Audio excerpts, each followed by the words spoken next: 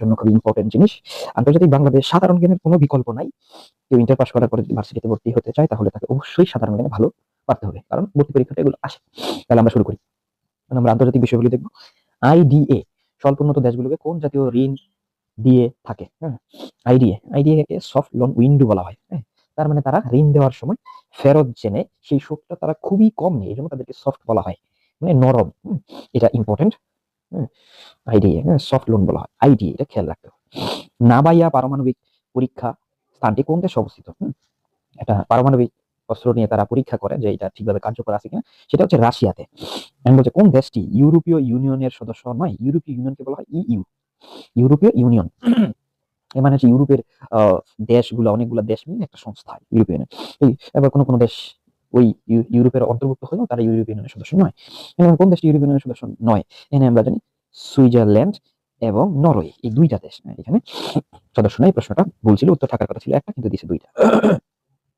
আচ্ছা, তারপরে এখানে আছে আটলান্টিক সনদের ভিত্তিতে, আটলান্টিক সনদের ভিত্তিতে কোন সংস্থা গঠিত হয়? জাতিসংঘ। জাতিসংঘ গঠিত হয়েছে। বলশেবিক বিপ্লব কত সালে? 1917 সালে। এইটা খুবই খুবই একটা ইম্পর্টেন্ট বিষয়। বলশেবিক বিপ্লব মানে হচ্ছে রুশ বিপ্লব। রুশ, রুশ মানে রাশিয়া। রাশিয়া। আরেকটা আছে ফরাসি বিপ্লব, সেটা আলাদা। ফরাসি মানে ফ্রান্স। তাহলে ফরাসি বিপ্লব হয় একসময়, রুশ বিপ্লব, রুশ বিপ্লব সেটা মনে রাখবে 1917 সাল। 1900, কিন্তু যেটা ফরাসি বিপ্লব আছে সেটা 1917 নয়, সেটা এটা 1917 সালে। ফরাসি বিপ্লব 1799 সালে যতটুকু মনে আছে ফরাসি বিপ্লব সংঘটিত হয়। এই যে 7, 8, 9 সিরিয়ালে গেছে, 7, 8, 9। হ্যাঁ, আমরা বললাম ফরাসি বিপ্লব 1789 সালে। আমরা এটা প্রমাণ দেখিনি ফরাসি বিপ্লব কত সালে হয়, আমরা এখানে লিখলাম ফরাসি বিপ্লব। ফরাসি মানে ফ্রান্সদের যে বিপ্লব, ফরাসি বিপ্লব কত সালে হয়? এই যে 1789 সালে। এটা আমি এভাবে মনে রাখি, একের পরে 7, 8, 9, একের পরে 7, 8, 9 সিরিয়ালি 7, 8, 9। এটা খুবই ইম্পর্টেন্ট। হ্যাঁ, দুইটা জিনিস আসে। আচ্ছা, পাপুয়া নিউগিনি, পাপুয়া নিউগিনি কোন অঞ্চলের অন্তর্ভুক্ত? হ্যাঁ, পলিনেশিয়া, মাইক্রোনেশিয়া, মেলোনেশিয়া আছে, এগুলো ভালো করে মুখস্থ করতে হবে। এটা হচ্ছে মেলানেশিয়ার অন্তর্ভুক্ত। এই যে ডোনাল্ড ট্রাম্প, যে বর্তমানে যুক্তরাষ্ট্রের প্রেসিডেন্ট আছে, কিন্তু এখানে বলছে প্রথম মেয়াদে, মানে সে দুইবার প্রেসিডেন্ট নিয়োজিত হয়েছে। একবার হওয়ার পরে তারপরের বার আবার জো বাইডেন হয়, তারপরে আবার ডোনাল্ড ট্রাম্প হয়। তাহলে প্রথম মেয়াদে সে কততম ছিল? 45তম প্রেসিডেন্ট ছিল। তারপরে 46তম হচ্ছে জো বাইডেন, আবার 47তমতে আসছে কি? Donald Trump. আচ্ছা, এটা গেল। ফেসিবাদের জনক বলা হয় কাকে? হ্যাঁ, ফেসিবাদের জনক বলা হয় বেনিটো মুসোলিনি। তিনি হচ্ছেন ইতালির, খুব ইম্পর্টেন্ট, ফেসিবাদের জনক ইতালি। আর এই যে হিটলারের নাম আমরা অনেক, সে হচ্ছে জার্মানি। হিটলার হচ্ছে জার্মানি, বেনিটো মুসোলিনি সে হচ্ছে ইতালি। আচ্ছা, এখানে বলছে জনসাধারণই সার্বভৌম ক্ষমতার অধিকারী। এই উক্তিটি কার? মানে কথাটা কে বলছে? রুশু। এই কথাটা জনসাধারণই সার্বভৌম ক্ষমতার অধিকারী, এই কথাটা বলছে রুশু। এখানে আছে গাজা ইসরায়েলি বর্বরতা গণহত্যার বিরুদ্ধে কোন দেশ আন্তর্জাতিক আদালতে মামলা করে? International court of justice, ICJ, ICJ. এটা বলা হয় আন্তর্জাতিক আদালত। এখানে মামলা করছে দক্ষিণ আফ্রিকা, যাকে আমরা ক্রিকেট খেলায় সাউথ আফ্রিকা নামে জানি। আচ্ছা, গাজায় ইসরায়েলি বর্বরতার বিষয়। আচ্ছা, তারপরে আছে মার্কিন যুক্তরাষ্ট্রের স্বাধীনতা যুদ্ধে কোন দেশ প্রত্যক্ষভাবে সাহায্য করে? এখানে বিশেষ মার্কিন যুক্তরাষ্ট্র মানে ইউএসএ, আমরা জানি আমেরিকা।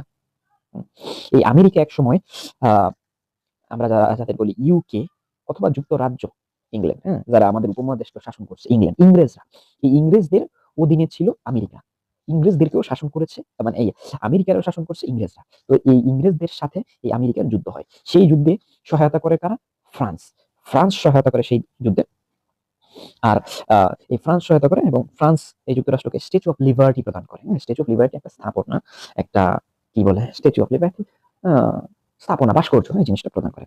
বিশ্বের প্রথম দেশ হিসেবে ধূমপান নিষিদ্ধ করে কোন দেশ? ধূমপান পুরোপুরি নিষিদ্ধ করে ভুটান, খুব ইম্পর্টেন্ট। মিশর কত সালে সুয়েজ খাল জাতীয়করণ করে? সুয়েজ খাল, যেটা খুবই একটা বাণিজ্যিক একটা রাস্তা, যা দিয়ে অনেক বাণিজ্যিক কর্মকাণ্ড সব 1956 সালে।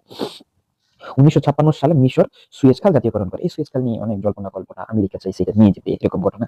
এবং মিশর এটাকে জাতীয়করণ করে ফেলে, এই জন্য এটা নিতে পারে না। এটা ইম্পর্টেন্ট একটা তথ্য। 1956 সালে আছে। ইন্দোনেশিয়ার নতুন রাজধানী হচ্ছে নুসান্তারা। ইন্দোনেশিয়ার আগে রাজধানী জাকার্তা।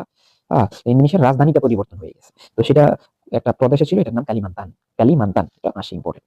চীনা অর্থায়নে নির্মিত মোম্বাসা সমুদ্র বন্দর অবস্থান। মোম্বাসা একটা সমুদ্র বন্দর, যেটা নির্মাণ করতে চীন টাকা পয়সা দিয়েছিল। সেই সমুদ্র বন্দরের অবস্থান হচ্ছে কেনিয়াতে। আচ্ছা, তারপর একটা যুদ্ধের কথা এখানে বলা হচ্ছে আফিম যুদ্ধ। আফিম যুদ্ধ হচ্ছে চীন এবং ইংল্যান্ডের মধ্যে, মানে চায়না আর হচ্ছে ইংল্যান্ড। ইংল্যান্ড, চায়না এবং ইংল্যান্ডের মধ্যে এই যুদ্ধ, আফিম যুদ্ধ হয়। এটা খুবই ইম্পর্টেন্ট চাকরি পরীক্ষার জন্য, সচরাচর আসে এটা চীন এবং ইংল্যান্ড, মনে রাখতে হবে। তারপরে আছে নর্থ আটলান্টিক ট্রিটি অর্গানাইজেশন বা সামরিক জোট। হ্যাঁ, এটা আসলে হচ্ছে ন্যাটো বলা হয় এটাকে, ইংরেজিতে বলে NATO. NATO north Atlantic treaty organization. হ্যাঁ, এখানে আমেরিকা আছে, মুসলিম দেশ হিসেবে এখানে তুরস্ক আছে। তো এইটা স্বাক্ষরিত 1949 সালে, এটা খুবই ইম্পর্টেন্ট। হ্যাঁ, আসে এটা।